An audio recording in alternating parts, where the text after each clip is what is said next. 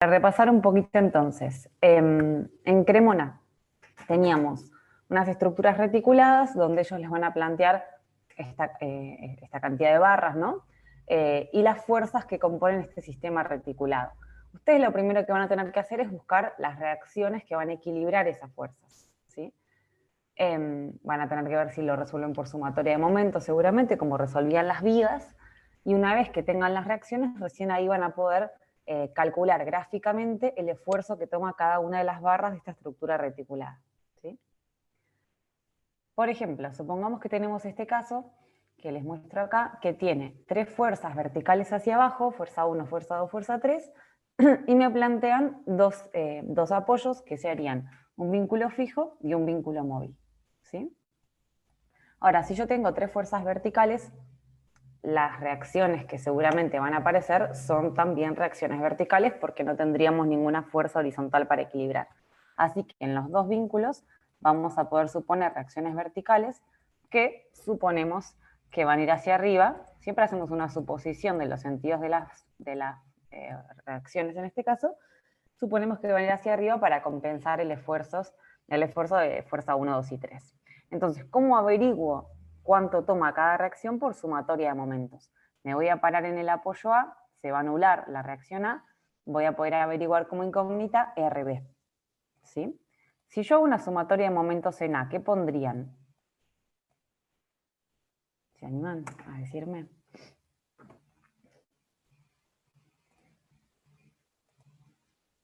Fuerzas por distancias, ¿no? Por ejemplo, si yo me paro acá, esta fuerza 1 que pasa por el punto se anula, ¿sí? Pero puedo seguir con el resto de las fuerzas. Por ejemplo, esta fuerza 2 que aparece acá está girando hacia el apoyo A, está girando en sentido horario, o sea, positivo, por una distancia perpendicular a la fuerza de 3 metros. O sea, que acá lo que van a poner es, por ejemplo, positiva 3 toneladas por 3 metros, ¿sí? Y así con el resto.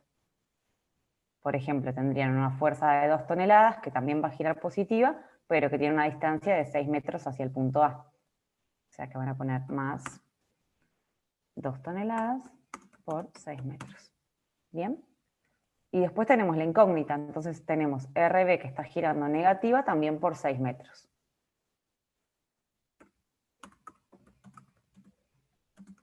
Todo eso lo igual a 0 y ahí despejan el valor de RB.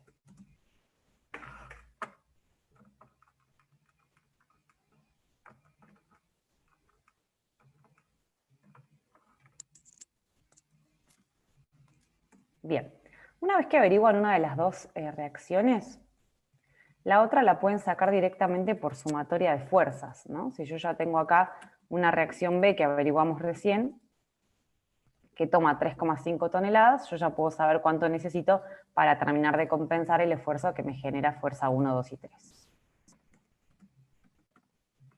Bien, entonces, si tenemos estas fuerzas que están sumando 8 toneladas, hago 8 menos 3,5 y me da cuánto tiene que tomar el valor de RA, que va a tomar 4,5 toneladas. Bueno, esto es un poquito lo que ya venían viendo seguramente en las reacciones de vínculos en vigas y pórticos. Por sumatoria de momentos averiguo las reacciones. Ahora, para poder averiguar entonces las barras, tenemos que numerarlas. En este caso el ejercicio, por ejemplo, ya les daba planteado la numeración de las barras. Si no la numeran en el orden que quieran, ¿sí? Mientras no se olviden de ninguna barra, pero las van nombrando como quieran. Una vez que tenemos todo esto, vamos a tener que empezar a resolver gráficamente, y para eso lo primero que tenemos que hacer es armar un polígono de fuerzas. En un polígono de fuerzas lo que vamos a trasladar son las fuerzas y las reacciones solamente, ¿sí? Entonces vamos a graficar en escala las fuerzas y las reacciones, armando un polígono de fuerzas que nos va a quedar obviamente cerrado porque las fuerzas ya están en equilibrio con las reacciones. Lo que sí tenemos que tener en claro acá cuando vamos a armar este polígono de fuerzas es que lo tenemos que dibujar, o sea, las tenemos que empezar a plantear en orden, ¿sí? Siempre siguiendo el sentido de las agujas del reloj. Pueden empezar por la fuerza que quieran, pero de la que empiezan después siguen el sentido del recorrido en sentido de las agujas del reloj, como que recorren todo el Cremona. No las pueden ir cambiando de orden. Entonces, si yo, por ejemplo, empiezo a graficar fuerza 1, después tengo que seguir con fuerza 2, después con fuerza 3, después con RB y después con RA, ¿sí? Ahí en ese orden. Entonces, grafican en escala. Ven que voy a dibujar las 3 toneladas de la fuerza 1. ¿Sí? Donde termina esa fuerza, voy a graficar las 3 toneladas de la fuerza 2 y después las 2 toneladas de la fuerza 3.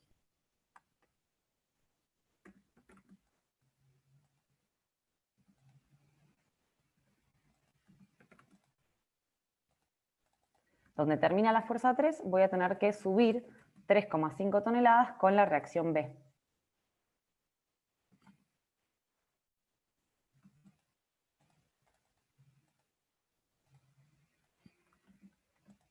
Se los pongo ahí un cachito para el costadito, así ven cuál es RB. Y después termina de subir RA con 4,5 toneladas y por lo tanto ahí están en equilibrio las fuerzas con las reacciones. Bien, entonces siempre, primero armamos el polígono de fuerzas, siguiendo el sentido de las agujas del reloj, voy graficando una por una. Después, una vez que tengo este polígono de fuerzas, voy a entrar en los nudos son los puntos donde concurren las barras, tengo que ir, estos serían los nudos, tengo que ir decidiendo en qué nudo entrar, y acá sí tenemos que fijarnos que para entrar en un nudo tiene que haber solamente 2 incógnitas. Mis incógnitas son las barras, yo tengo que averiguar en este ejemplo 7 barras.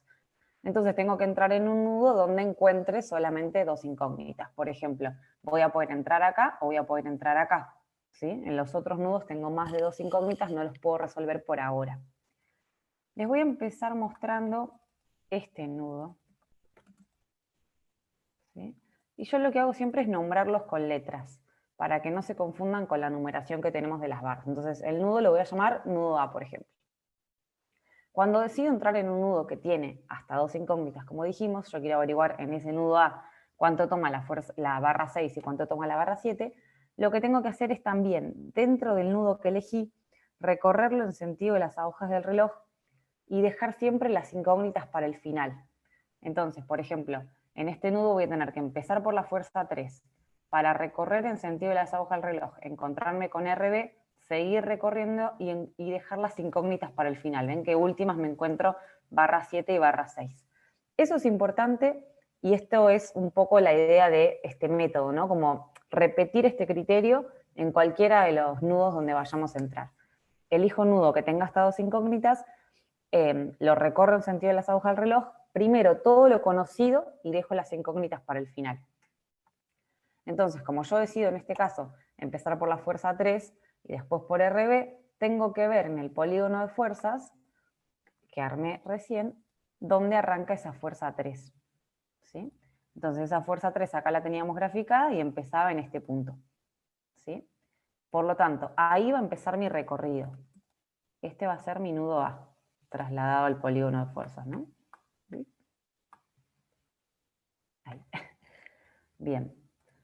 Después dijimos que encontrábamos la fuerza 3, o sea que la tengo que recorrer, ¿sí? Recorro la fuerza 3. Después de la fuerza 3 me encuentro con RB. RB era esta fuerza que subía con 3,5 toneladas, o sea que desde donde terminó la fuerza 3, subo con el valor de RB hasta acá. ¿Sí? Una vez que estoy ahí, fíjense que si sigo el recorrido, dijimos que nos encontrábamos con la barra 7, y la barra 7 es una barra horizontal. O sea que donde terminó RB, voy a trazar una línea horizontal. No sabemos hasta dónde, ni para qué lado va a ir, pero trazamos una línea horizontal por ahí. ¿Sí? La idea siempre en el recorrido en un nudo es que también se cierre un polígono de fuerzas. Entonces, yo tengo que, con la última barra del recorrido, llegar al punto de inicio, o sea, donde empezó la fuerza 3. Por eso siempre ese punto de inicio del nudo A, por ejemplo, que estamos recorriendo ahora, siempre está bueno marcarlo. ¿Ven? Nosotros dijimos que habíamos iniciado en este puntito A, donde empezaba la fuerza 3. Recorrimos la fuerza 3, recorrimos RB, trazamos la 7, que sabemos que es horizontal, y por el punto de inicio siempre trazamos la última barra del recorrido. La última barra del recorrido, en este caso es la barra 6, la paso por el punto de inicio, hasta que se cruce con la barra 7. Entonces, acá se van a cruzar barra 6 y barra 7, el resto lo borramos, y ya ahí tenemos hasta dónde llega cada una de las barras. Vamos a ponerlas en amarillo.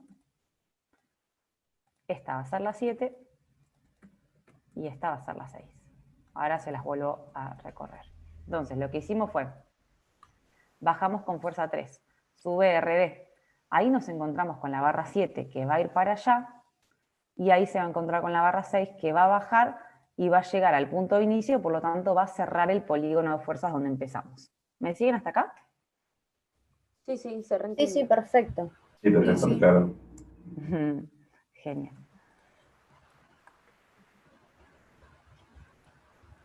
Bien, entonces, es importante que una vez que termino de reconocer hasta dónde llega cada barra, que marque estas flechitas que marcaba recién que indican el recorrido que hicieron esas barras, ¿no? La barra 7 fue para allá, la barra 6 vino para abajo. Esas flechitas, así como están, se copian y se pegan y se trasladan al nudo que estábamos recorriendo recién, ¿sí? O sea, dentro de mi esquema del Cremona, copio y pego esta flechita así como está. La barra 7 fue para allá y la barra 6 vino para abajo.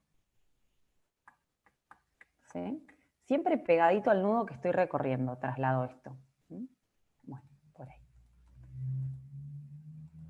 Bueno, ¿qué me empieza a indicar esto? Estas flechitas que trasladé ahora al nudo, ¿qué esfuerzo le genera la barra al nudo? ¿Sí? Entonces acá nos vamos a encontrar con que la barra 6 está comprimiendo al nudo porque empuja hacia el nudo y la barra 7 está traccionando, ¿sí? Porque tira hacia afuera al nudo.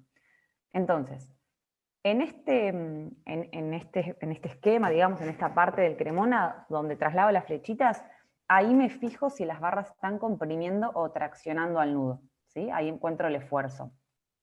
Y en el polígono de fuerzas que está medido en escala, mido las fuerzas en escala y me fijo cuánto esfuerzo toman en toneladas en este caso, ¿sí?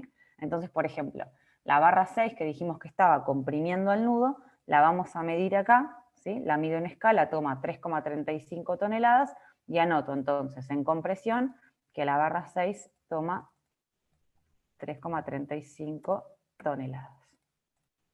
Bien, y no toma esfuerzo de tracción, ¿sí? La barra va a estar solamente o comprimiendo o traccionando. En cambio la barra 7 nos quedó que estaba traccionada, la medimos acá y nos da que toma 3 toneladas. Siempre está bueno que vayan. Una vez que terminan de recorrer un nudo, que ya averiguan dos de las incógnitas seguramente, que ya lo trasladen al cuadrito, vieron que tienen que hacer un cuadrito con los esfuerzos que toma cada una de las barras e indicando si comprimen o si traccionan, esto que estamos marcando acá. Está bueno hacerlo ni bien recorremos un nudo, porque después si no se empiezan a juntar muchas barras y después ya no podemos medirlas, no sabemos bien dónde está cada una, bueno, pueden superponerse, ¿sí? Por ahí se complica un poco más. ¿Vamos bien? Sí, sí. Buenísimo. Bueno, una vez que averigüé, por ejemplo, estas dos incógnitas, tenemos que ir decidiendo irnos a otro nudo y recorrer otro nudo para averiguar otras dos incógnitas. Acá tenemos dos opciones, por ejemplo. Podríamos entrar en este nudo, porque como la barra 7 ya la conocemos, nos van a quedar como incógnitas la 5 y la 4. También podíamos, como les decía hoy, entrar en este nudo que seguimos teniendo como incógnita la barra 1 y la barra 2. Les voy a mostrar este de acá arriba porque a veces, bueno, en el de abajo pasa lo mismo, pero a veces se suele complicar cuando quedan estos nudos. Miren. Si decido entrar en ese nudo, y lo llamo nudo B para ir en orden, ¿sí? Habíamos dicho que primero recorremos lo conocido, lo único que conozco en ese nudo es la fuerza 1, recorro siguiendo el sentido de las agujas del reloj y me quedan las incógnitas para el final. O sea que el orden va a ser fuerza 1, barra 2 y barra 1. Entonces, cuando me voy a ir a mi polígono de fuerzas, me voy a fijar dónde voy a empezar, dónde empieza la fuerza 1. Vengo por acá, la fuerza 1 empezaba acá arriba. Ahí. Entonces siempre que hacemos, recorremos primero esa primer fuerza, ¿sí? No se olviden de eso. Recorro la fuerza 1, llego hasta acá. Desde acá me encuentro, dijimos, con primero la barra 2. O sea que por acá voy a trasladar la inclinación de la barra 2. ¿Sí? Y por el punto de inicio, siempre por el punto de inicio, se traza la última barra del recorrido, que sería la barra 1, que es vertical. ¿Sí? El tema en este caso es que barra 1 y barra 2 se van a cruzar en este puntito, en el mismo punto donde la barra 2 arrancó el recorrido. Entonces lo que va a pasar es que la barra 2 no tiene ninguna longitud hasta encontrarse con esa barra 1. Por lo tanto, la barra 2 no va a trabajar. ¿Sí? Yo la trazo igual para darme cuenta de eso, pero cuando traslado la fuerza 1, la barra 1, perdón, me doy cuenta que se cruzan en ese mismo punto donde la barra 2 arrancó, por lo tanto no tiene longitud, no toma ningún esfuerzo. Pero bueno, eso lo pueden dejar si quieren graficado, como les decía acá, o sea, ustedes trasladaron esta barra 2 y trasladaron la barra 1, la voy a superponer un poquito para que se entienda cuál es cada una. Ahí. Y ahí me doy cuenta entonces que esta barra no trabaja. Cuando no trabaja la pueden borrar si quieren de acá, o la pueden marcar ahí con 2 rayitas para indicar que no está tomando ningún esfuerzo. Entonces, ¿qué está pasando acá?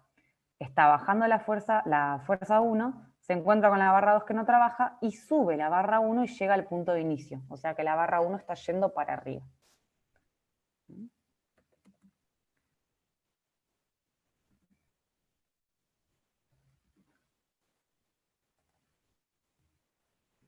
Bien.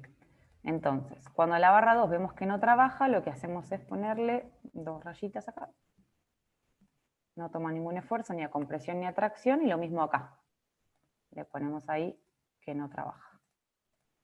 Y la barra 1 nos dio, como dijimos, que va hacia arriba. Esa flechita de la barra 1 la trasladamos cerquita del nudo que estábamos analizando. ¿Sí? Ahí cómo estaría trabajando esa barra 1, según lo que hablábamos hoy. ¿Está comprimiendo o traccionando? A compresión. A compresión, Bien, sí. perfecto. Está comprimiendo, entonces mido el esfuerzo acá, me dice que toma 3 toneladas, porque llegaba hasta ahí, 3 toneladas a compresión. Perfecto. Bueno, averiguamos esas. Después nos podríamos ir, por ejemplo, a este nudo. Bueno, en realidad, sí, creo que ya nos podríamos ir a cualquiera, porque ya en cualquiera tenemos 2 incógnitas. ¿Sí? Por ejemplo, nos podemos ir acá abajo, vamos a llamarlo nudo C. Bien, en ese nudo C yo ya conozco RA, ya conozco barra 1, me quedan como incógnitas barra 3 y barra 4. ¿Por dónde empezarían el recorrido de ese nudo C? Por la barra RA, ¿no? Por RA, perfecto. Entonces, arranco por la primera conocida, recorro en el sentido de las agujas del reloj y de esa forma me van a quedar las 2 incógnitas para el final. Esto es importante porque no pueden empezar por cualquier fuerza en el nudo, ¿sí? Siempre es todas las conocidas primero y que las incógnitas me queden al final. Entonces, voy a arrancar donde empieza RA. Me voy al polígono de fuerzas, me fijo donde arrancaba RA, arrancaba donde había terminado RB, o sea que RB subía hasta acá, ahí arrancaba RA. Y como les decía siempre, reviso cómo es ese recorrido, ¿no? Entonces, arranco con RA, la hago subir entonces. Subo con RA hasta ahí arriba. Después me encuentro con la barra 1, que fíjense que ya la conozco, la averiguamos recién, era la que había dibujado en azul. Cuando una barra es la segunda vez que la recorro, lo que hago es ahora ir en sentido contrario. Vieron que la barra 1 ha ido para arriba, ahora la hago bajar. Y le pongo doble flechita. Eso indica que es la segunda vez que pasé por esa barra 1. ¿Sí? Voy y vuelvo siempre con las barras. Donde termina esa barra 1, me encuentro, si sigo el sentido de las agujas del reloj, me encuentro con la barra 3. Voy a trazar esa barra 3 por acá. Por ahí. Y después me voy a encontrar con la barra 4. Siempre la barra 4, o sea, la última incógnita, la tengo que trasladar por el punto de inicio. Y mi punto de inicio era el punto C. O sea que ahí voy a trasladar la barra 4 hasta que se cruce con la 3. ¿Sí? Siempre la idea es esa misma. La última barra del recorrido se traza por el punto de inicio, por eso me tienen que quedar las incógnitas al final. Entonces fíjense que esto que estábamos viendo recién, que yo trazaba la barra 3 hasta que se cruce con la barra 4 que es horizontal, me va a quedar de esta forma y por lo tanto va a coincidir la barra 4 con la barra 7 por la misma línea, ¿sí? Si la quieren redibujar como otra rayita o si no le ponen el numerito al lado, y la barra 3 nos va a quedar hasta ahí.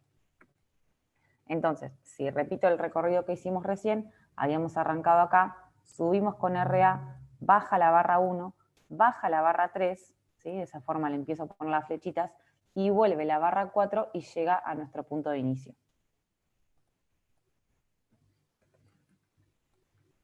Entonces ahí planteamos para dónde va la barra 3 y para dónde va la barra 4 que vuelve al punto de inicio. Esas flechitas dijimos que las trasladamos pegaditas al nudo que estábamos averiguando para ver qué fuerza le genera a ese nudo en el que estamos.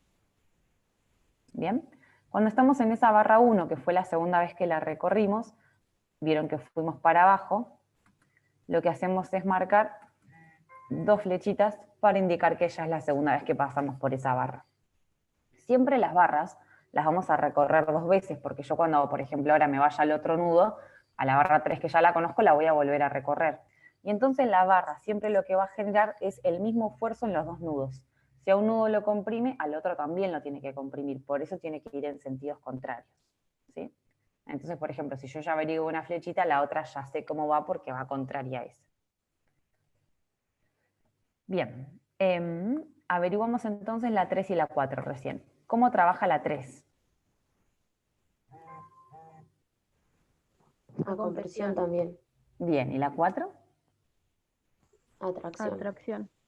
Perfecto, entonces ya sé cuál comprime, cuál tracciona, según lo que le genera al nudo, y lo que hago acá es venir a medirlas, ¿sí? Mido la barra 3, toma 3,35 toneladas, me dijeron a compresión.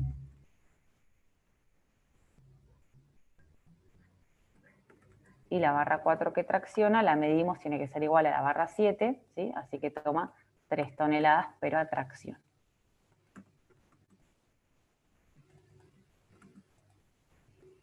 Perfecto. Bueno, nos queda averiguar una sola barra, que es la barra 5, y nos quedan 2 nudos, ¿sí? Siempre les va a pasar esto, les va a quedar un nudo donde después ya van a tener todas las barras conocidas, que lo pueden usar como un nudo de verificación.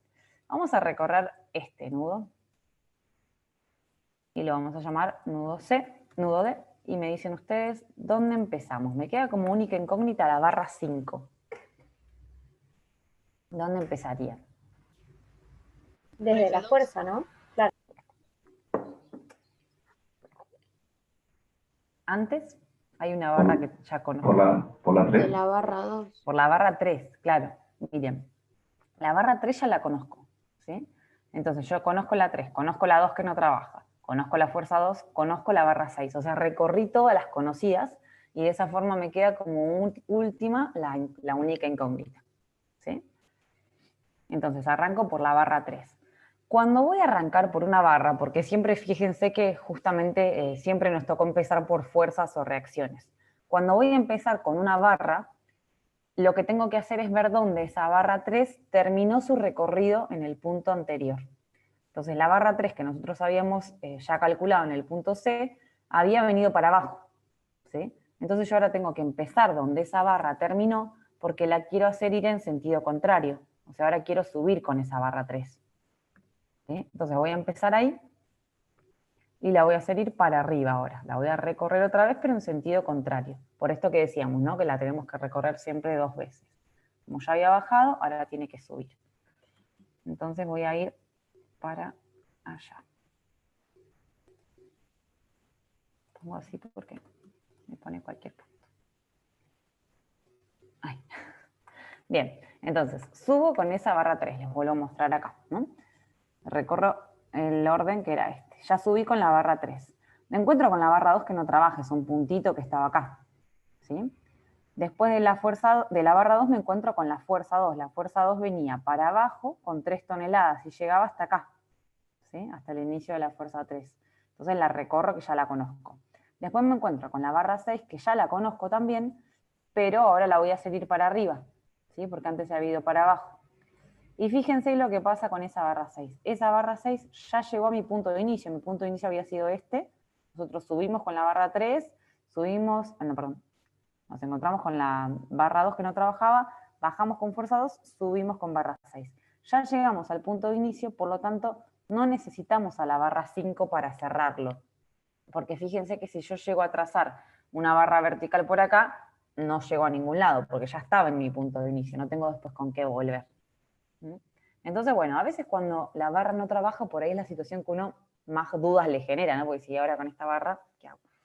Bueno, en muchos casos se van a dar cuenta cuando ya lleguen al punto de inicio con una barra sin necesitar de la última del recorrido.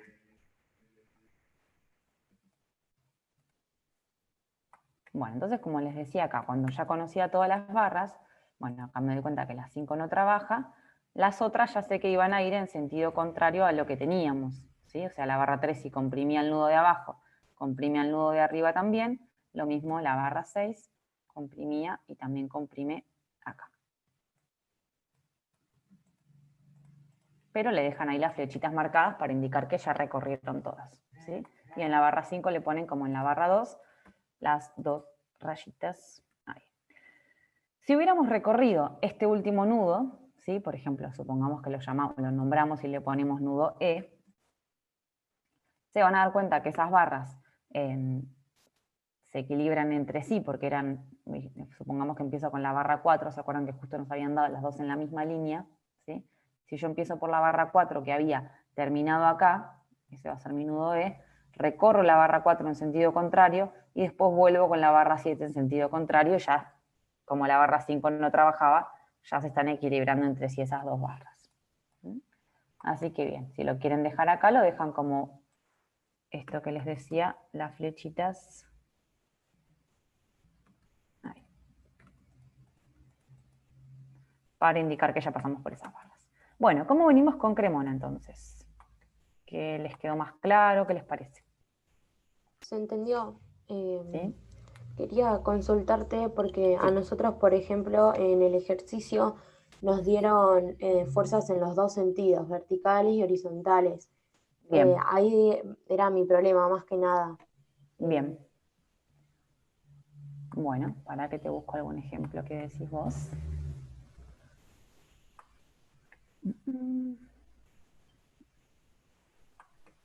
Este podemos probar.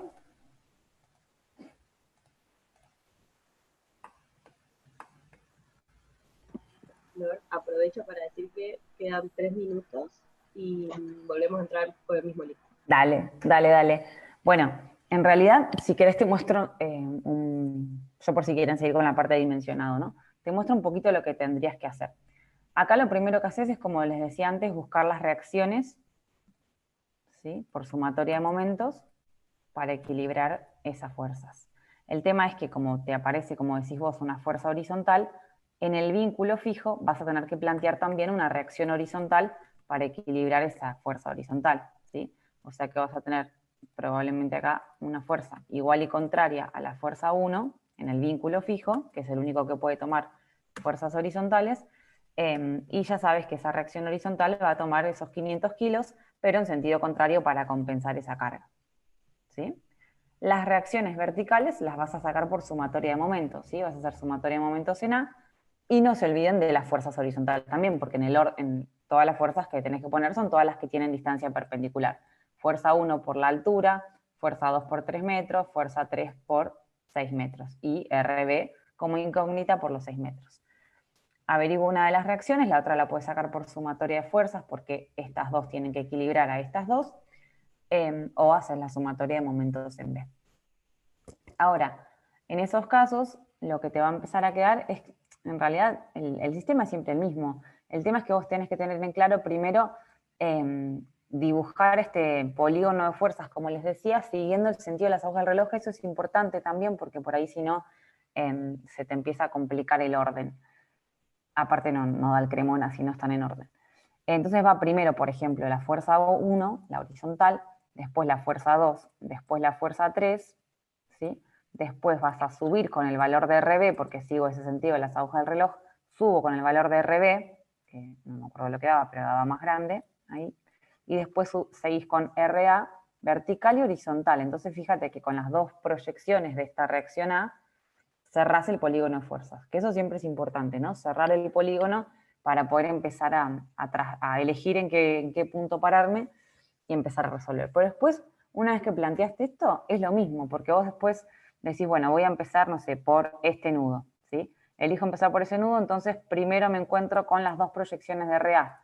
Marco dónde empiezo, traslado, o sea, recorro las dos proyecciones de RA y después empiezo a partir de ahí a trasladar, por ejemplo, barra 1 y barra 2 por el punto de inicio. Donde se cruzan, se cierra y se cierra ese pequeño polígono de fuerzas. O sea que por más que haya fuerzas horizontales o inclinadas o verticales, el tema es que el procedimiento es este mismo que estamos recorriendo, ¿sí? ¿sí? Elegir un nudo que tenga hasta 2 incógnitas, recorrerlo en el sentido de las agujas del reloj, primero todo lo conocido y las incógnitas para el final. Y la última incógnita del nudo. Horizontal. Muchas gracias. Claro. No, de nada. Claro, porque nosotras tenemos un ejercicio que es como el ejemplo, nada más que en vertical, ¿me entendés? Bien, sí, sí, Con sí. con los vínculos, obviamente siguiendo así en vertical. Entonces, como que también lo que más nos complicaba, porque entendíamos la Tienen práctica una y todo cosa así, eso. ¿no? Sí, exactamente así, Sí, así. Ujú. tal cual, y con una fuerza arriba del vínculo A, digamos.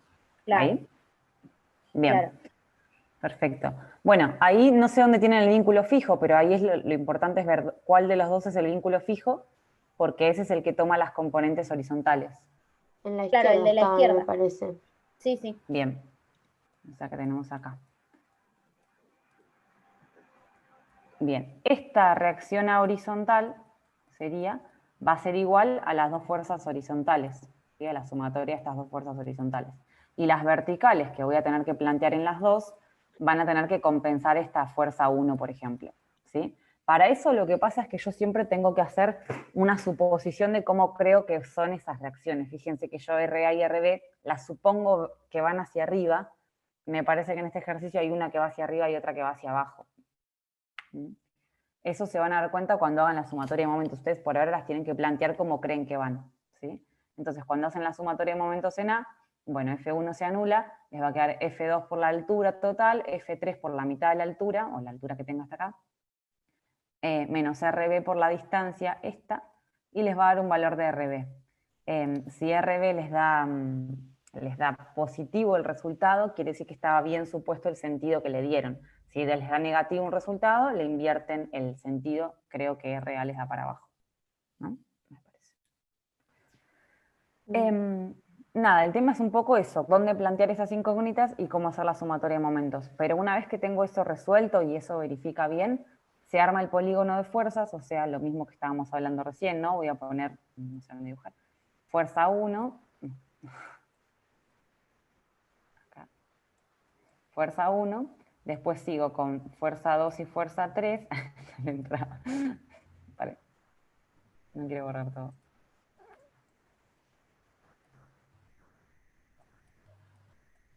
Fuerza 2, fuerza 3. Después van a tener RB, que probablemente vaya para arriba. Después les va a quedar RA y RA horizontal. Una cosa así les tiene que quedar, ¿sí? En el orden. Bueno, y después una vez que está planteado ese polígono de fuerzas, otra vez como decíamos, ¿no? Entrar en un nudo que tenga hasta dos incógnitas, recorrer primero lo conocido, incógnitas para el final, seguir el sentido de las hojas de reloj. Una vez que tengo esa parte por ahí complicada de reacciones resuelta, después el sistema sigue siendo siempre el mismo, ¿sí? Pero siempre está bueno dibujar el polígono de fuerzas antes de empezar a meter todas las barras. Así ya saben bien dónde aparece cada una. Muchas gracias. De nada. Buenísimo, Bueno, gracias. chicos, joya. ¿Cómo estamos con la parte de dimensionado? ¿Quieren revisar algo en puntual o quieren que vayamos barriendo un poco los temas?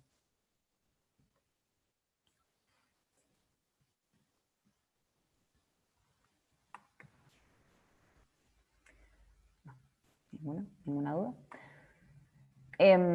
Les empiezo a contar un poco si quieren. Por ejemplo, ustedes lo que vieron seguramente primero fue esfuerzo axil o esfuerzo normal, ¿sí? Donde tenemos compresión y tracción, ¿no? Cuando yo tengo estos esfuerzos de compresión y de tracción, estamos hablando de fuerzas que van a ser perpendiculares a la sección, ¿no? Si esta es la sección de mi viga o de mi pieza, lo que sea, esa fuerza que me genera esfuerzo normal, que puede ser de compresión o de tracción, es una fuerza que va perpendicular a esa sección. O paralela al eje, ¿no? Porque también lo que podemos decir es que si yo tengo una viga, como cuando hacían los diagramas de esfuerzo normal, por ejemplo, si yo tengo una viga y tengo una fuerza paralela al eje de la viga, esa genera esfuerzo normal. Pero cuando yo miro la sección de esta viga, ¿sí? Por ejemplo, esa fuerza ven que es perpendicular a la sección de mi viga. Bueno, ahí hablamos de fuerza normal, que puede estar, dijimos, comprimiendo o traccionando. Traccionando si tira hacia afuera de la sección, comprimiendo si empuja.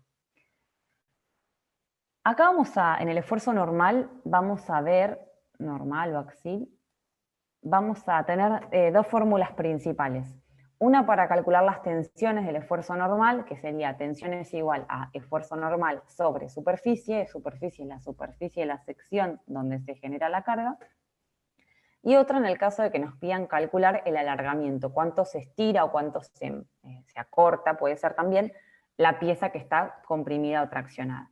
En ese caso, para calcular el alargamiento, en la fórmula lo que tenemos que tener en cuenta es la carga que genera ese esfuerzo normal, el largo de mi barra, de mi pieza, de mi viga o lo que sea donde se está generando el esfuerzo normal, el módulo de elasticidad, que esto ya depende del material, y F otra vez la superficie de la sección.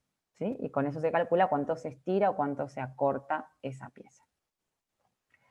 Lo que va a pasar es que algunos ejercicios de esfuerzo normal, nada, les empiezan por ahí a pedir que dimensionen por ahí la barra y tienen por ahí algunas cuestiones de trigonometría en algunos casos para empezar a averiguar ángulos y cosas así.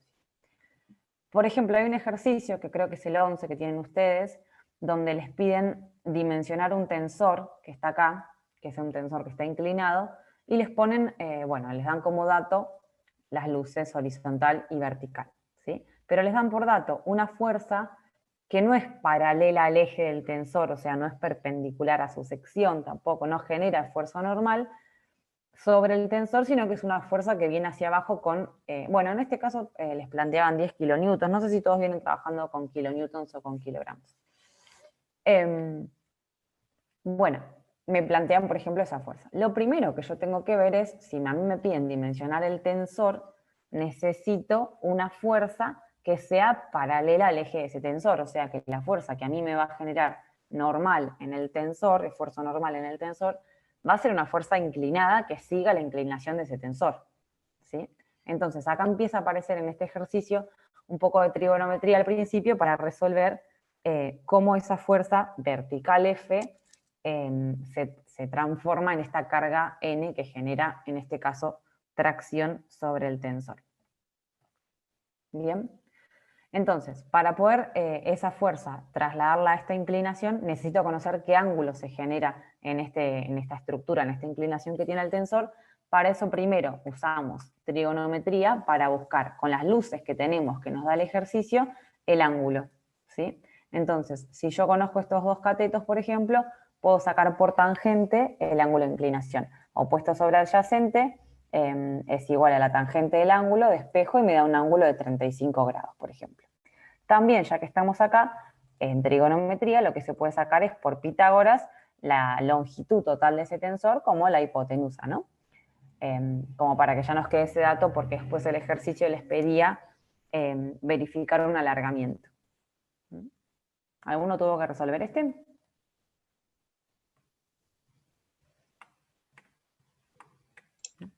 Creo que no. Me Por lo parece menos no que recuerdo. Ah, bueno. Bueno. Yo, pero no lo llegué a entender. Bien, bueno, cualquier duda avísame entonces. Dale, está bien. Bueno, entonces primero, busco el ángulo de inclinación que tiene ese tensor y ya que estamos, la longitud de ese tensor por Pitágoras, ¿sí? Ese ángulo que averigüé recién, que en este caso es de 35 grados, me sirve porque decíamos que, fíjense que es el mismo ángulo que se genera con las fuerzas, ¿no? Entonces yo ahora voy a armar otro triangulito acá donde voy a poner la fuerza de 10 kilonewtons en escala, el ángulo que ya conozco, y de esa forma voy a poder averiguar como si fuese la hipotenusa de un triángulo en la carga N en la que esa fuerza se transforma, digamos, cuando proyecte esa carga de forma inclinada. ¿Sí? Bueno, yo acá les calculé, por ejemplo, que por kilonewton tomen 100 kilogramos, ¿sí? No sé si después redondean en 100 o qué valor tomar. Así que tenemos una fuerza de 1000 kilos, que es la que venía hacia abajo. Volvemos a armar nuestro triangulito con el ángulo que averiguamos recién de 35 grados y voy a poder averiguar otra vez por trigonometría la carga N, que sería ahora esta proyección inclinada. En este caso lo que podemos usar es el seno del ángulo, porque en el seno del ángulo yo lo que hago es opuesto sobre hipotenusa, y me queda esta hipotenusa o la carga N como incógnita, la despejo porque ya conozco al cateto opuesto, que son los 1000 kilos, y al seno del ángulo, que son de 35 grados, y averiguo entonces esa carga N que toma un poquito más de carga que la fuerza 1700 y pico de kilos. ¿Me siguen hasta ahí? Bien, entonces siempre entendiendo, primero, que tengo que buscar cuál es esa fuerza que genera normal en el tensor, o sea, la paralela al eje. ¿Sí? Una vez que tengo esa fuerza, digo, bueno, el ejercicio me pide dimensionar ese tensor, o sea, ver qué diámetro de barra le tengo que poner a ese tensor que va a tener una sección circular, porque era lo que pedía el ejercicio. Pero aparte, el ejercicio decía que verifiquen que el alargamiento de ese tensor no supere los 2 milímetros. ¿Sí? Entonces, nosotros dijimos que teníamos una formulita de alargamiento en la que ellos ya me están diciendo cuál es el alargamiento máximo que puedo tener, máximo 2 milímetros. La carga N ya la averigué recién, la longitud del tensor ya la averiguamos con la hipotenusa del triángulo. El módulo de elasticidad depende del material, en el caso del acero es 2.100.000 kilos sobre centímetro cuadrado, y fíjense que me quedaría entonces como incógnita la superficie para que yo pueda dimensionar la superficie necesaria del tensor para que no supere ese alargamiento. Entonces, despeje la superficie, me queda carga por la longitud del tensor sobre módulo de elasticidad por el alargamiento. Reemplazo todo lo que ya conozco. El tema acá, fíjense siempre, en todo lo que es dimensionado, va todo en kilos y en centímetros. O sea que si hay algo en toneladas o en kilonewtons, lo pasan a kilogramos. Si hay algo en metros o en milímetros, lo pasan a centímetros. ¿Sí? Así que ponemos la carga en kilos, la longitud del tensor en centímetros, módulo de elasticidad, como les decía, 2.100.000, y el alargamiento máximo que me dio el ejercicio lo pongo en centímetros, 0,2 centímetros. ¿Sí? Eso me dice que mi tensor tiene que tener por lo menos 1,27 centímetros cuadrados de superficie. ¿Sí? Lo que pueden hacer acá, como les piden que dimensionen un tensor de sección circular, o sea, es una barra de acero, ¿sí? Lo que pueden hacer es con esta superficie entrar en una tablita que tienen acá, donde les indican diámetros de barras. Acá. Si yo tenía que, acá, por ejemplo, entran y dice, donde dice una barra, y van a tener la superficie de una barra. Y acá les va indicando el diámetro de esas barras en milímetros. ¿Sí? Entonces, por ejemplo, si yo quería que supere 1,27 centímetros cuadrados, que es lo que me dio ese resultado, me tendría que ir a buscar acá esta es la superficie, ¿sí? Me tendría que ir a buscar acá una superficie de barra de 2,01 centímetros cuadrados, que sería una barra de 16 milímetros de diámetro, ¿sí? Y eso me daría 2,01 centímetros cuadrados de superficie. Entonces, adopté esa barra de 16 milímetros, o sea, 1,6 centímetros de diámetro, anoto la superficie que me indica la tabla, y si quieren lo que podemos volver a hacer es verificar que el alargamiento nos quedó menor a lo que nos pedía, ¿sí? Porque ahora calculo el alargamiento real poniendo la superficie real de la pieza que adopté, ¿sí? En lugar de despejar la superficie, ya pongo la superficie de la pieza que adopté, y me doy cuenta que el alargamiento es menor al que me pedían, así que verifica bien. Siempre también tengo que verificar el esfuerzo normal, o sea, las tensiones del esfuerzo normal, haciendo carga sobre superficie. O sea que voy a poner la carga N del tensor que ya calculamos sobre la superficie de la barra que adoptamos recién, y nos tiene que dar una tensión menor a la admisible, y la tensión admisible en el acero es de 1.375 kilos sobre centímetro cuadrado. ¿Sí? Fíjense siempre que tienen que verificar todo, o sea que tienen que verificar la tensión, y en el caso de que les pidan un límite de alargamiento, también tengo que verificar ese alargamiento. ¿Sí? ¿Dudas? Hola, una duda. En el caso de que no verifique el alargamiento, hay que, digamos, hacer de vuelta cambiando la sección que Sí, uno tal cual. pone ahí. Tal cual. Bien. Si vos dimensionaste la sección teniendo en cuenta este alargamiento máximo, no te debería no verificar. Por eso, porque si vos ya te pidió una superficie para cubrir ese alargamiento, ya elegís siempre una mayor y siempre te va a verificar esto. Si ponele Bien, que, bien. porque capaz que lo que te puede pasar es que hay algunos que empiezan dimensionando a tracción, o sea, despejan la superficie de acá y por ahí después no verifica el alargamiento, o como que lo hacen en el otro orden, si no te verifica alguna de las dos, lo que haces es aumentar el diámetro de la barra, elegir una barra más grande y volver a probar. ¿Sí? Hasta que te verifiquen las dos cosas. Dale, gracias. Bien. Bueno, ¿alguna duda más, chicos, de esfuerzo normal? Si no, nos pasamos a flexión, así les muestro un poquito las otras fórmulas. No, ninguna duda, por lo menos de mi parte. Bien. Bueno, les cuento entonces un poco de flexión, ¿sí? Tenemos dos posibilidades, flexión simple o flexión compuesta, ¿sí? Flexión simple es cuando la pieza no tiene normal, no tiene esfuerzo normal. Va a haber un momento, ¿sí? Momento máximo, pero no hay normal. Por ejemplo, les muestro un ejemplo, cuando ustedes a veces dimensionaban, hacían los gráficos de corte, momento y normal de una viga, por ejemplo, esta viga tenía un diagrama de corte, tenía un diagrama de momento, pero no tenía esfuerzo normal porque no había fuerzas paralelas al eje de esta barra, ¿sí? O sea que esta es una viga que se dimensiona a flexión simple. Generalmente lo que ellos hacen en la flexión simple, en estos ejercicios dimensionados, es ya darles el dato del momento, pero bueno, viene siempre de algún otro ejercicio que seguramente resolvieron antes con los diagramas. Ahora, ¿qué pasa con la flexión simple? Yo tengo una pieza que va a sufrir, va a estar, por ejemplo, esta viga, ¿no? Simplemente apoyada, supongamos, va a sufrir este tipo de deformación, ¿no? Va a generar esta deformación. ¿Qué es lo que está pasando en esa pieza? La parte de arriba, o sea, lo que se llaman las fibras superiores, se están comprimiendo, empujan hacia adentro, y las fibras inferiores están traccionando, como que se estiran, ¿sí? Entonces lo que nos está pasando en esas piezas es que tenemos por sobre el eje neutro un esfuerzo, por ejemplo, en este caso de compresión, y bajo el eje neutro un esfuerzo de tracción. El eje neutro es el punto donde las tensiones pasan justamente de negativo a positivo, o sea que son los puntos donde las tensiones se hacen cero, ¿sí?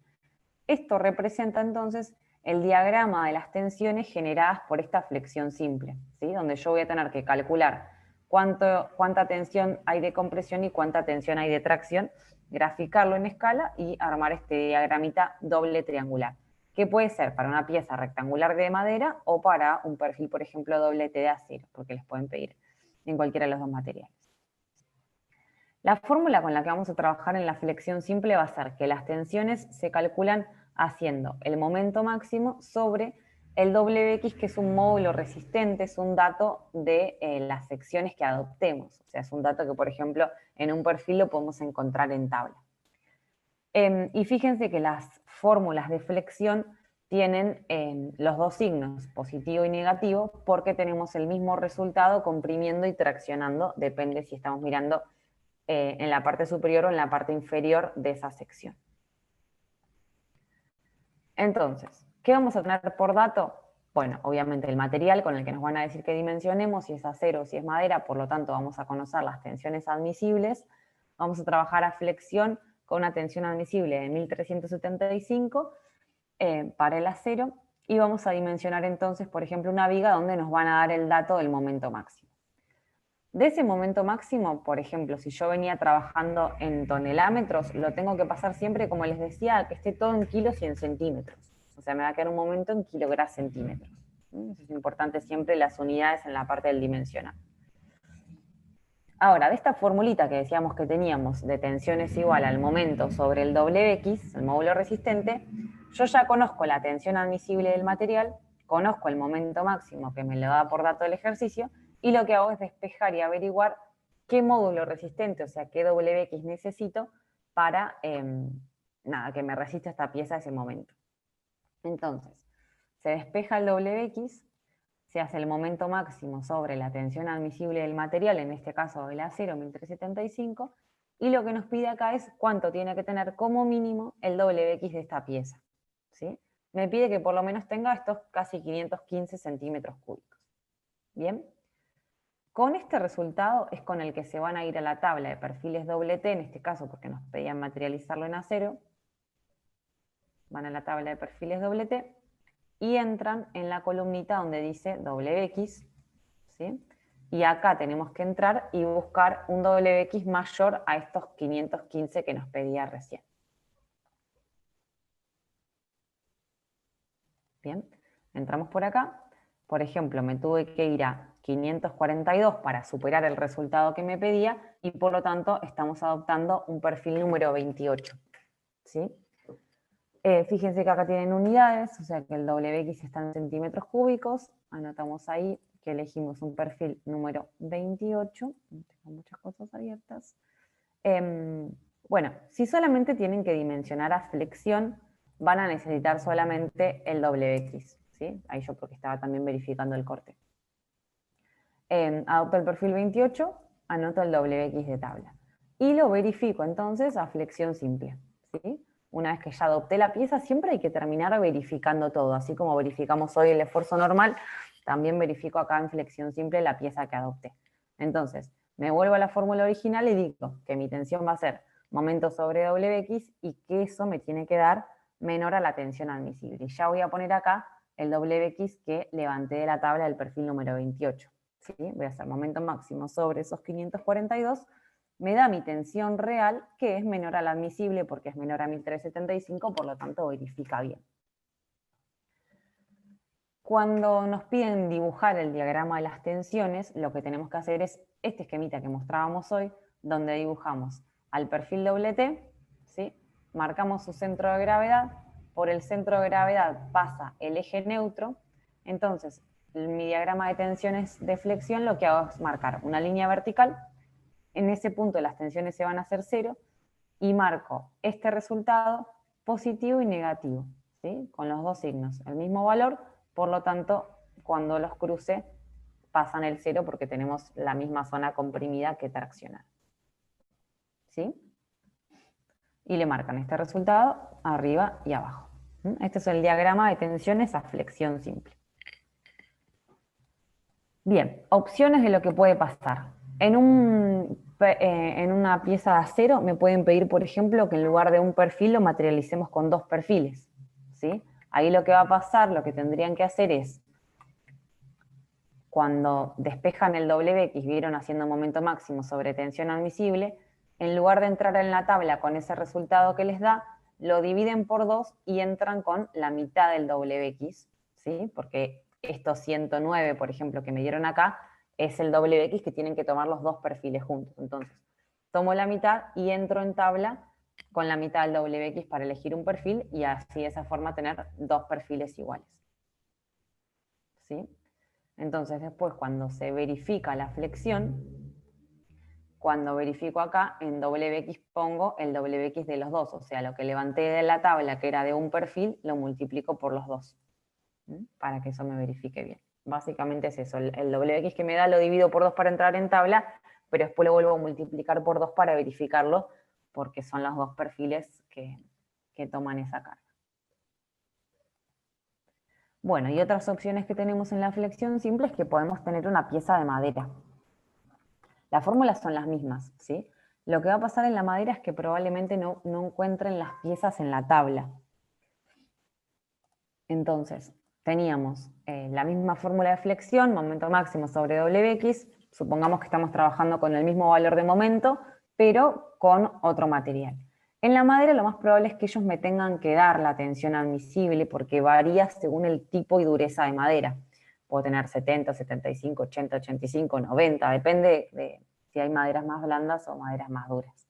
Supongamos que venimos trabajando con esta madera de 85 kilos sobre centímetro cuadrado, despejo el WX, como hicimos antes, momento sobre tensión admisible, pero en lugar de entrar en tabla como hicimos en el perfil WT y directamente ya elegirlo, en la madera tenemos que adoptar nosotros la sección porque lo más probable es que no encuentren estos datos en la tabla. Hay una tabla de madera, pero tiene valores para piezas más chicas. Entonces, ¿qué hacemos acá? Yo tengo que llegar a una pieza que tenga un WX mayor a estos 8300. Lo que se hace es adoptar una relación que querramos tener entre la base y la altura de esta pieza, ¿sí? Generalmente en viga se adopta que la altura sea 3 veces la base, ¿bien? Y se entra en una formulita para calcular el WX que sirve solamente para estas secciones rectangulares, ¿sí? El WX en secciones rectangulares se saca haciendo base por altura al cuadrado sobre 6. El WX que yo quiero tener como mínimo ya lo conozco, pero fíjense que acá me quedan dos incógnitas. Entonces, por eso adopté que quería que la altura sea 3 veces la base, para reemplazar altura por 3 bases, y que acá me empieza a quedar una sola incógnita en esta fórmula. ¿Sí? Entonces me queda base por 3 base al cuadrado sobre 6, de ahí lo que hago es distribuir este cuadrado, y me queda 3 al cuadrado por base al cuadrado, y después junto base con base al cuadrado y me queda base al cubo, ¿sí? Se suman las potencias. Base al cubo por 9 sobre 6 es lo que me tiene que dar por lo menos 8.300 y pico de centímetros cúbicos, que es el resultado que sacamos antes. ¿Sí? Despejo entonces la base de acá, paso el 6 multiplicando, el 9 dividiendo y el cubo como raíz cúbica. Y ahí puedo despejar cuál es mi base mínima necesaria para poder generar un WX mayor a ese. ¿Sí? Siempre el resultado que me dé esta base, obviamente redondeo para arriba, y redondeo teniendo en cuenta los valores en los que pasamos a pulgadas, porque las maderas se dimensionan en pulgadas. Si tomamos una pulgada de 2,5 centímetros, quiere decir que los valores que tenemos que tomar van de 2,5 en 2,5, o sea que si me pide más de 17,7 me tengo que ir a una pieza de 20 centímetros de base, y por lo tanto me quedaría de 60 centímetros de altura, porque dijimos que iba a ser de 3 veces la base. ¿Sí? ¿Hasta ahí vamos bien? Bueno. Con esa pieza de 20 por 60 que adoptamos, tengo que sacar mi WX real, ¿sí? Porque yo ya ahí adopté la sección, vuelvo a hacer base por altura al cuadrado sobre 6 con los 20 y 60 centímetros, y ahí saco el WX con el que voy a verificar la pieza. O sea que la madera tiene su enrosque, porque no encuentro el dato en tabla, sino directamente hubiera, como hicimos en el perfil WT, levantábamos el dato del WX de tabla y listo. Acá tenemos que adoptar la relación entre los lados, despejar la base, redondear para arriba, adoptar entonces la altura de 3 veces la base, y recién después volver a calcular el WX, base por altura al cuadrado sobre 6. Con ese WX que volví a calcular, verifico, igual que hicimos en la de acero, el momento máximo sobre WX, pongo el WX que calculé recién, y lo mismo, ¿no? Con la tensión que me dio, verifico que sea primero menor a la tensión admisible, y hago el mismo gráfico de las tensiones, dibujando acá al ladito la pieza rectangular de madera, su centro de gravedad, el eje neutro, el mismo diagrama doble triangular de la flexión simple, donde indico que de la tensión que saqué tengo el mismo resultado, negativo y positivo. ¿Mm? Bueno, eso es flexión simple. En flexión compuesta, lo que empieza a pasar es que tengo ya esfuerzo normal. Es cuando yo empezaba a tener, por ejemplo, las vigas con corte, momento y normal. Y eso normal aparecía porque empezaban a aparecer fuerzas horizontales, o sea, paralelas al eje de la viga. ¿Sí? Ahí ya estamos hablando de flexión compuesta. En esa flexión compuesta, entonces, vamos a empezar a sumar estas dos fórmulas anteriores que vimos. Nosotros habíamos dicho cómo se sacaba la tensión en un esfuerzo normal y cómo se sacaba la tensión cuando hay flexión simple, ¿sí? Entonces, cuando tengo las dos cosas juntas, momento y esfuerzo normal, la tensión de flexión compuesta suma las dos formulitas que vimos antes, ¿sí? Díganme si hay alguna duda, ¿eh? Yo sigo porque... pero si no me corta. Bueno, dentro de esa flexión compuesta, entonces, yo puedo tener un momento más un esfuerzo de compresión y se genera flexocompresión, o un momento más un esfuerzo de tracción y tengo flexotracción. ¿Sí? O sea, siempre va a ser flexión compuesta, pero la pieza puede estar más comprimida o más traccionada. Entonces, en la flexión simple siempre nos queda este diagramita que vimos, donde el eje neutro coincide con el centro de gravedad del perfil. O sea que tengo toda una zona comprimida y toda una zona traccionada que justo se hacen cero en el centro de gravedad. A esa flexión simple yo le estoy agregando un esfuerzo normal que, según el dato de mi ejercicio, puede ser un esfuerzo normal de compresión o de tracción. ¿Sí? Por lo tanto, lo que puede llegar a pasar como un resultado final de flexión compuesta es que mi pieza tenga más compresión que tracción o más tracción que compresión. ven que ya en la flexión compuesta el diagrama que queda no es simétrico como en el de la flexión simple, sino que yo voy a tener dos resultados distintos, una parte comprimida distinta a la traccionada. Lo que nos pasa en estas fórmulas de flexión compuesta es que empiezo a tener, digamos, dos incógnitas, porque hay dos datos que dependen del perfil, ¿sí? Seguramente el ejercicio nos va a dar por dato el momento y el esfuerzo normal, pero yo no conozco ni el WX ni la superficie porque son datos del perfil o de la sección de madera. ¿Qué se hace acá entonces? Se empieza dimensionando a flexión simple exactamente igual que como vimos recién, despejando el WX y adoptando la pieza, y una vez que tengo la pieza voy a tener de tabla, o porque lo saco analíticamente en la madera, voy a tener por dato no solo el WX, sino también la superficie, y entonces después voy a poder verificar con la fórmula completa, pero empiezo dimensionando solamente a flexión. ¿Sí? Les muestro un ejemplo. Supongamos que tengo esta pieza que me dicen que tiene un momento máximo y un esfuerzo normal a compresión, ¿sí? Porque me lo dan negativo. Entonces yo ya sé que la pieza está comprimiendo. Como decíamos que en la fórmula completa voy a tener dos incógnitas, lo que hago es primero dimensionar a flexión simple igual que como vimos recién. Despejo el WX haciendo momento máximo sobre la tensión admisible del material, en este caso seguíamos con acero. Del WX que me pida me voy a tabla, y cuando se van a tabla van a encontrar por dato, o sea, aparte del número de perfil, el WX y la superficie, ¿sí? Por ejemplo, acá me pedía 568 centímetros cúbicos, entré con el WX como hicimos antes, me fui a 600 y pico, ¿sí? Para superar lo que me pedía, y en esa misma fila anoto el número de perfil y la superficie del perfil. ¿Sí? Ahí encuentro los dos datos. En el caso de la madera, así como habíamos despejado hoy, que les mostré que adoptábamos la relación entre la base y la altura y despejábamos la base para adoptarla, así como después calculé el WX haciendo base por altura al cuadrado sobre 6, voy a calcular la superficie yo haciendo base por altura de la pieza que hayamos adoptado. ¿Sí? Y ahí ya tendríamos los dos datos.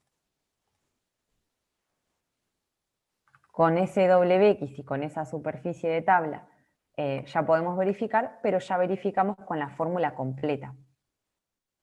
¿Sí? Entonces cuando verifico, en lugar de tomar solamente la flexión simple, ahí sí le agrego como fórmula también la tensión generada por el esfuerzo normal. En esa formulita no se olviden que en la flexión siempre tengo los dos signos, porque tengo la parte comprimida y la parte traccionada en el diagrama. Entonces pongo el momento máximo sobre el WX de tabla con los dos signos.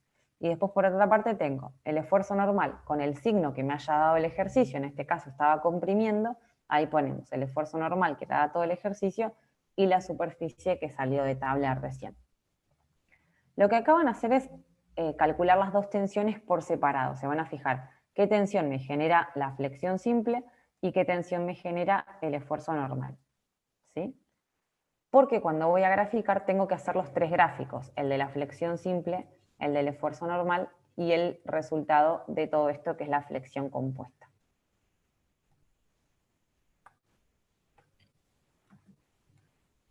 Bien, entonces, así como dibujábamos antes el perfil doble T, o sea, la sección de mi perfil, le dibujo primero el diagrama de la flexión simple. Fíjense que entonces pongo este resultado que nos dio, negativo y positivo, ¿sí? Comprimiendo y traccionando, pero con el mismo resultado. Era mi diagrama de flexión simple.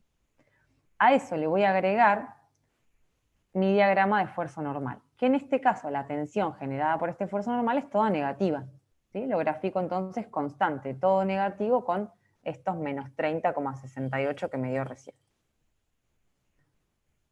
Ahora me termina dando un resultado final que tiene, como dijimos, dos valores distintos, porque el valor de arriba sale de hacer, por ejemplo en este caso, menos 1196 menos 30,68, ¿sí? O sea que me termina dando menos 1200 y pico, ¿sí? Pero el valor de abajo sale de hacer más 1196 menos 30,68 y me termina dando un valor positivo diferente al de arriba. ¿Sí? Entonces lo pueden anotar si quieren como les puse acá, ven, como dos posibles resultados el resultado que queda arriba y el resultado que queda abajo, o verlo directamente en el diagramita, que está bueno porque ya entienden qué suman con qué y qué les da el resultado de arriba, ¿sí? Y lo mismo con lo de abajo. ¿Se entiende hasta acá, chicos? Sí, se entiende. Bien. Sí, perfecto, se entiende. Joya. Bueno, ¿qué va a pasar siempre en la flexión compuesta? Lo que nos va a pasar es que hay un desplazamiento del eje neutro, ¿sí? ¿Por qué? Porque el eje neutro habíamos dicho que en la flexión simple coincidía con el centro de gravedad de la pieza, siempre coincide en la flexión simple. Pero en la flexión compuesta, como yo a eso le estoy agregando o más compresión o más tracción según mi signo del esfuerzo normal, me va a quedar entonces desplazado ahora ese eje neutro. Este desplazamiento del eje neutro, que se denomina S, se calcula haciendo el radio de giro en X al cuadrado sobre la excentricidad. La excentricidad es la relación que hay entre el momento y el esfuerzo normal. Dividen el momento que tienen sobre el esfuerzo normal y les da un valor de excentricidad en centímetros. El radio de giro en X es dato del perfil de tabla, o sea que si ya habíamos elegido hoy el perfil, no sé, creo que era el número 30, fíjense que tienen como dato radio de giro en X. De ese mismo perfil que adoptaron, levantan el dato de tabla, ¿sí? Y entonces, para calcular el S, van a hacer este radio de giro en X, dato de tabla, al cuadrado, sobre la excentricidad, que sale de hacer momento sobre esfuerzo normal. ¿Bien? Este desplazamiento del eje neutro lo marcan acá porque les indica cuánto se mueve ese eje neutro hacia arriba o hacia abajo según el signo de normal que tenga. ¿Bien? No sé si alguno tenía otra duda puntual que quieran revisar antes de que cortemos.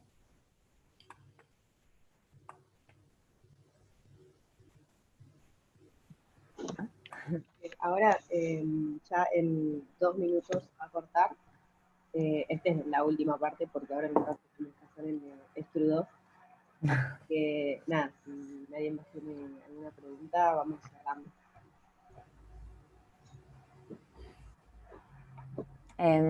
Nada, después cualquier duda, chicos, si les surge alguna duda, me escriben, me avisan.